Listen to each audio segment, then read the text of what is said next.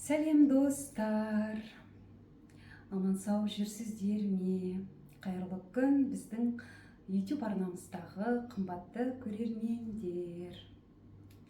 Сіздермен бірге кітаптар әлемі жобасы, мен Салтанат Әбдіғали. Эфирге қош келдіңіздер.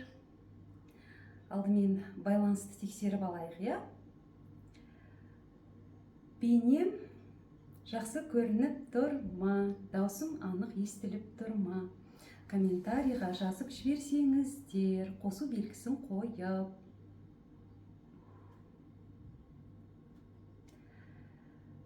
Келе жатқан мерекелеріңізбен дайындықтарыңыз қалай? Көңіл күйлеріңіз қалай? Жібекжан, сәлем. Енді жарық болды.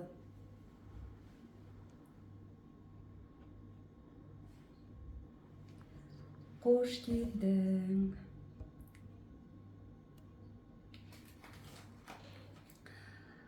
Оқырмандар жиналғанша хабарландыру айтып өтейін, я? Бізде кітаптар әлемі жобасына 3 жыл толды. Мерекелік эфирге шықтық, ойын ойнаттық, өткенде өлеңдер оқыдық, авторларын жасырып, біраз оқырмандарға сыйлықтар тараттық. Сол кезде айтқан болатынмын, прозалық шығармаларға байланысты сұрақтар дайындап қойдым деп. Бүгін сол сұрақтарды жасырамыз сіздерге. Дұрыс жауабын тапқан оқырмандарға 5000 теңгеден сыйлық бар. Осы орайда біздің жобамызды 2 жылдан бері қаржылай демеушілік көрсетіп, қолдау жасап келген ақтаулық кәсіпкер Бақыт Жұмабек ағамызға алғыс айтамыз. Кітапқа деген жанашырлығыңызға ризамыз.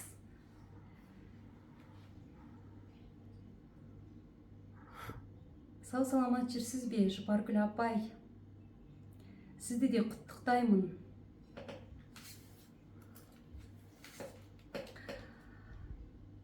Осы келе жатқан 2024 жылдан бастап, жаңа жылдан бастап, достар, тағы бір хабарландыру. Интернет деген өздеріңіз білесіздер, әр кезде, әр қалай. Біз жұмыстарымызды, талдауларды енді арнайы бейнетаспаға жазып жариялайтын боламыз. Негізі эфирдің пайдасы, мақсатымыз біздің тікелей эфирге шығатын сіздермен тікелей байланыс жасағымыз келеді. Мен ойлаймын, десе де алдағы уақытта сіздер біздің жұмыстарымызды уақыттау бағалап, пікірлеріңізді жазып, белсенді болып отырасыздар деп, байланысымыз арта түседі деп сенемін. Соны хабарлап қояйын. Бәрі жақсы ғой, я? Сұрақтар оңай. Мен өзім дайындаған сұрақтарды қайта жеңілдетіп қойдым. Біздің жобаның біздің жобаның тұрақты оқырмандары үшін 2-ге 2-ні қоссаң қанша болады деген сияқты сұрақ. Ал енді жаңадан қосылған оқырмандар болса, көрермендер болса, достарымыз болса, қалай айтсақ екен, сіздер дұрыс жауапты тапсаңыздар да жақсы, тіптен тамаша. Ал егер таппай қалсаңыздар, білмей жатсаңыздар, ештеңе етпейді, саспаймыз, оған бола сіздерге ешкім баға қоймайды. Өйткені байқауларда біз жаппай оқимыз, барлығымыз бірге, 100-ден астам оқырмандар, қатысушылар бізбен бірге оқиды ол кітаптарды. Ал байқаудан бөлек біз ұсынған кітаптарды сіздер әлі оқымаған шығарсыздар бәлкім. Оқысаңыздар тіптен жақсы. Қанша оқырман бар бізде қазір? Байланыс жақсы ғой, иә?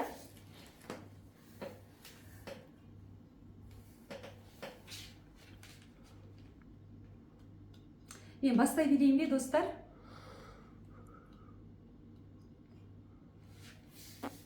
Кеттік, иә, ендеше. Бірінші сұрақ,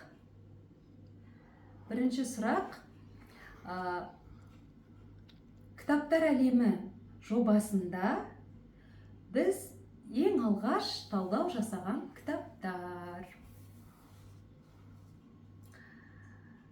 YouTube арнамызда да тұр, Facebook парақшамызда сақтаулы, қайғыны еске салды. Кім жауап береді екен? Біз ең алғаш қандай кітаптарға шолу жасадық? Авторы кім? Сол екі кітаптың.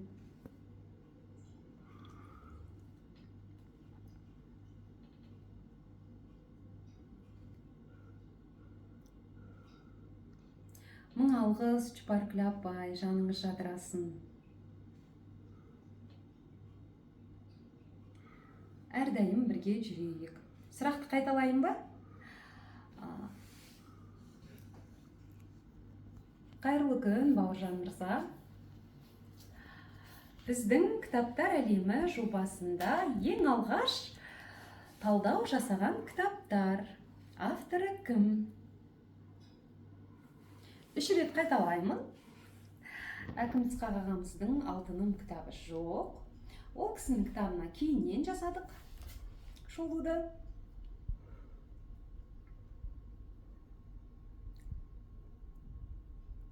Рахмет. Түсінбей қалдым дейсіз бе, Жупаркүл апай?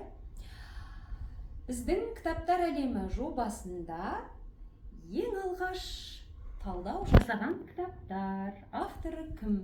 YouTube арнамызда тұр, Facebook парақшамызда сақтаулы.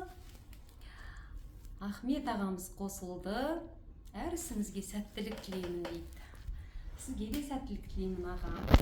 Сіз біздің жобаның тұрақты, белсенді оқырманысыз. Үнемі атсалысып отырасыз сауалнамаларға, тағы басқа жұмыстарға. Болат Құрманжан дейді. Жоқ, Болат аға емес. Жақындап қалдыңыз. Болат ағаның Тек деген тарихи романына біз шолу жасағанбыз. Тауып қалатын сияқтысыздар.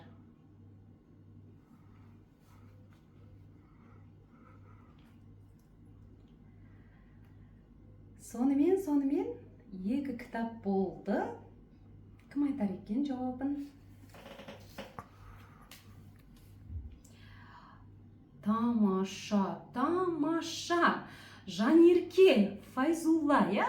Дәулетбек Байтұрсынұлы ағамыздың екінші кітабын айта қойшы, Жанерке. Төлеген оқыған хат. Содан кейін біздің YouTube арнаны қарап отырады екен, я, мұқият, Жанерке. Жарайсың. Міне, өлместің суы бар ма? Дәулетбек Байтұрсынұлы ағамыздың осы екі кітабына шолу жасағанбыз. Сыйлығың құтты болсын. Эфирден кейін хабарлас, Каспи арқылы салып жібереміз. Ары қарай кеттік. Келесі сұрақ. Қадірлі оқырман, келесі сұрақ. Семей полигонына қатысты біз шолу жасаған кітап. Семей полигонына қатысты біз шолу жасаған кітап.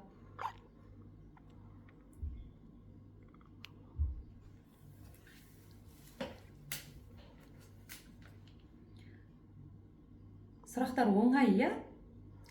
Кітаптың атымен жауап бере саласыздар. Мерекенің қарсаңында мерекеге ұласып жатыр. Жаңа жыл ғой деп жеңіл сұрақтар қойып отырмын. Семей полигонына қатысты біз шолу жасаған кітап. Алмахан қосылды. Қош келдіңіз. Рахмет, Мартай аға. Сіздерге де құтты болсын. Мол жақсылығымен келсін. Сұрақты қайталайын ба? Ойланып отырсыздар ма?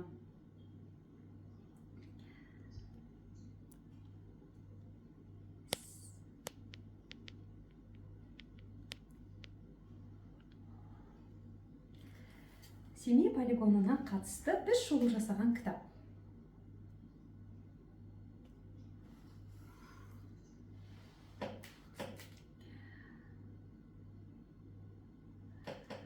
Екі мың 24-ші тек жақсылыққа толы болсын.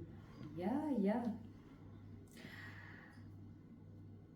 Жанерке, қара, сен бір сұраққа дұрыс жауап бердің. Қалған сұрақтарға басқа да оқырмандар жауап берсін, я? Сен сыйлық алдың, енді басқа кісілерге де орын берсең жақсы болар еді. Өйткені сен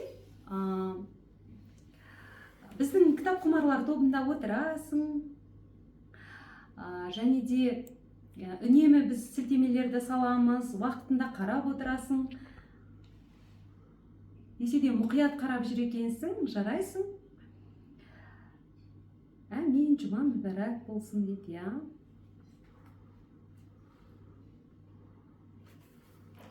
Жақсы, келесі сұраққа көшейік, я. Келесі сұрақ. Біз Нұрдәулет Ақыш ағамыздан қойдық сұрақ. Мәди Айымбетов ағамыз Бопайханова байланысты қойдық сұрақ. Келесі сұрақ. Байқаулардан бір сұрақ қояйық, я, арасында. Екі сұрақ дайындап қойған едім. 2022 жылы бірге кітап оқиық онлайн байқауында мамыр айында қандай жазушының кітабын оқыдық? Барлығымыз бірге оқып шықтық. Сіздер бейнетаспаға түсіріп, талдауларыңызды жасадыңыздар. 2022 жылы мамыр айында қандай жазушының кітабын біз талдадық? Байқау болды, я, бізде бірге кітап оқиық жаз айларында. Үшінші рет қайталаймын.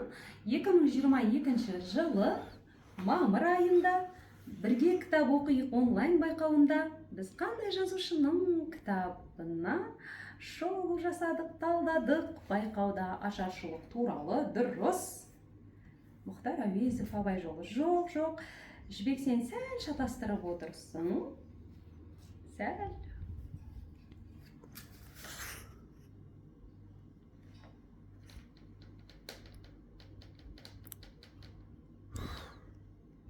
Жақсы, сіздер толық жауапты жаза берерсіздер, я? Әрі қарай кеттік. Келесі сұрақ.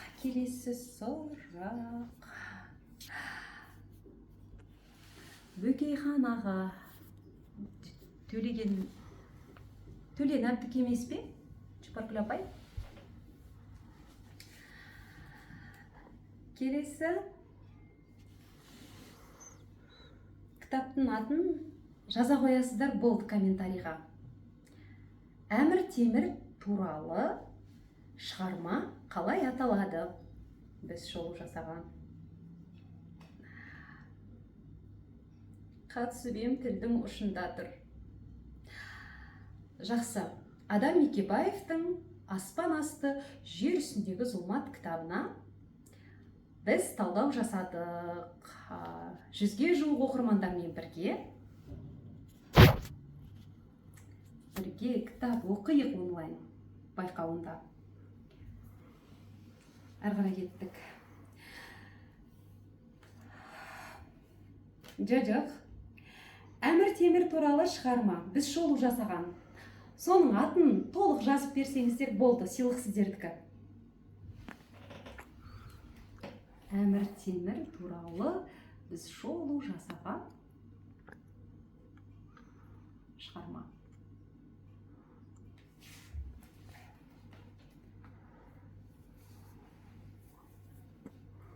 Қанша минут болды, қызым? 14. Жақсы. Енді 2-3 сұрақ қалды.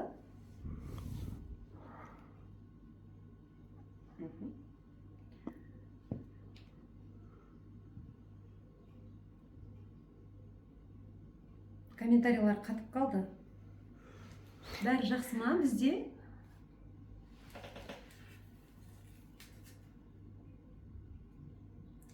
Осындай келеңсіздіктер үшін ғой мен талдауларды арнайы бейне таспаға түсіріп жазғым келіп жүргені. Ұлы қолбасшы Әмір Темір. Жоқ.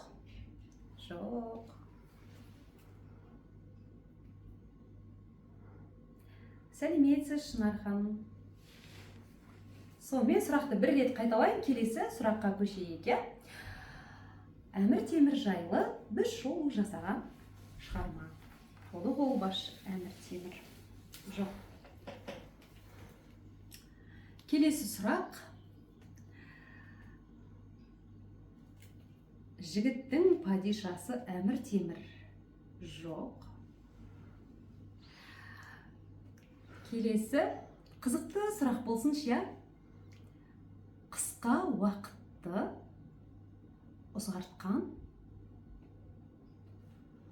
кітаптың атауы дейікші. Осылай бір сияқты.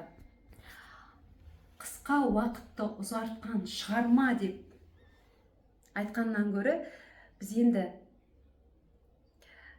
жеңіл сұрақтар қойып отырмыз ғой. Барлығы кітаптардың атына байланысты.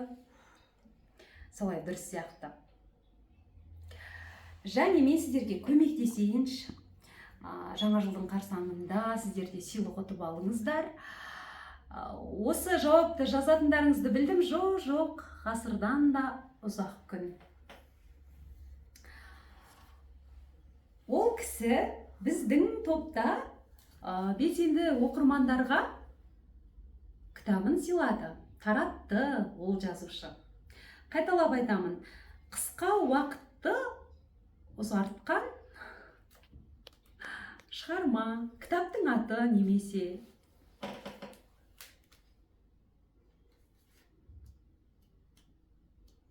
YouTube-та тұр ғой.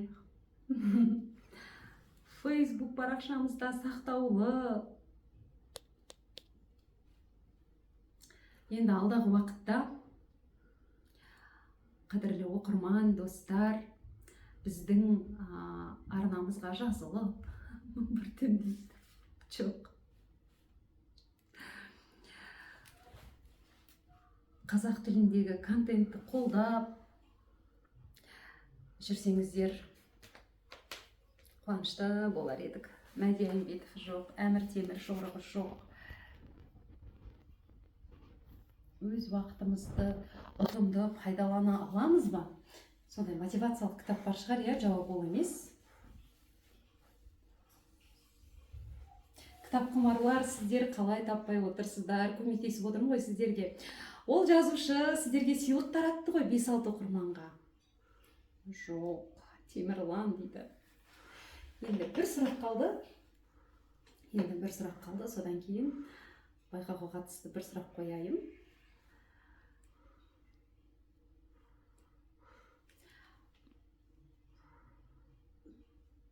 Ғажайып Кока-Кола. Уақытыңды бағала. Жоқ. Қараңыздар. Сұрақтың жауабы. Сонымен Сәбидаға дейді. Жоқ. Жадыра Шамратова секундтар арасындағы шексіздік кітабы. YouTube арнамызда тұр. Секундтың өзін ұзартқан, ұлын күткен ана ғой енді ол. Секундтар арасындағы шексіздік. Келесі сұрақ. Ұмытшақпыз, Осы ұмытшақтығымыз осы смартфондардан дейді.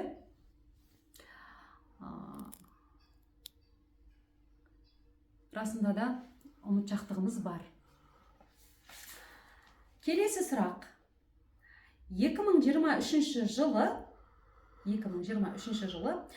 ақпан айында жарыса кітап оқиық онлайн байқауында қай жазушының кітабын оқыдық? Біз ол кезде жеңімпаздарды викториналық сұрақтар арқылы анықтадық. Оңай. Біздің парақшада жазылған, біздің топта отырған, байқауға қатысқан оқырмандар болса, шіркін, минутта табар еді.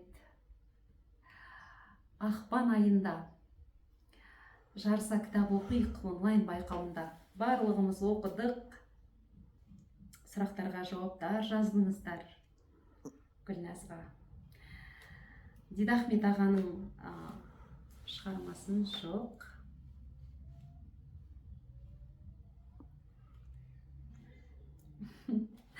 Арқалық Серікұлы ағамыз, сіз қатыстыңыз ғой, аға, қателеспесем. Әлде сіз сол байқауға байланысты эфирде сыйлық ұтып алдыңыз, ұмытпасам, есімде.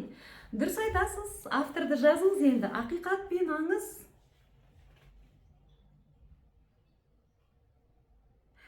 Жоқ, Жұпаргүл апай, секундтар арасындағы шексіздік Жадыра Шамұратованың шығармасы. Ал Әмір Темір туралы қазір мен жауапты жазамын, және комментарийға да жазамын.